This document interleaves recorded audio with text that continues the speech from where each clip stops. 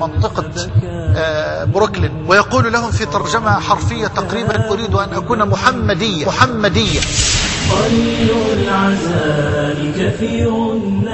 قالوا: من أنت وما قصتك وما حكايتك؟ قال: دلوني ولا تسألوني.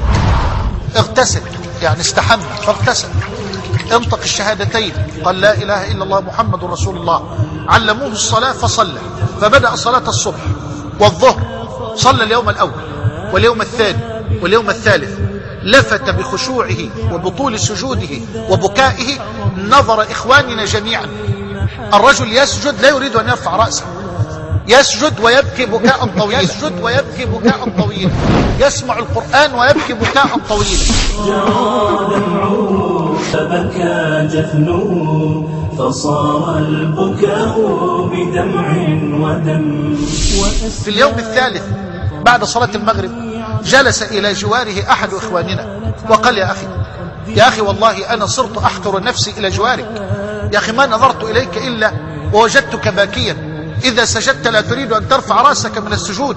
من أنت؟ ما قصتك؟ ما حكايتك؟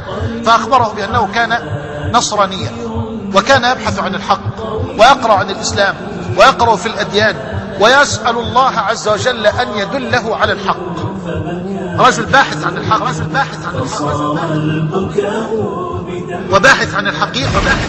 قال: وفي الليلة التي دخلت عليكم صبيحتها نمت وأنا أبكي وأنا أضرع إلى الله عز وجل أن يدلني على الحق وعلى الحقيقة. قال: فرأيت في الرؤيا نبي الله عيسى على نبينا وعليه الصلاة والسلام يشير إلي بسبابته اليمنى ويقول لي: كن محمدية.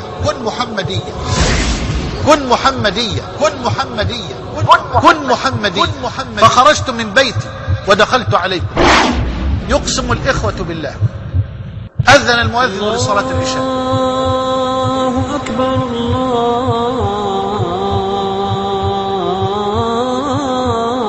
الله أكبر.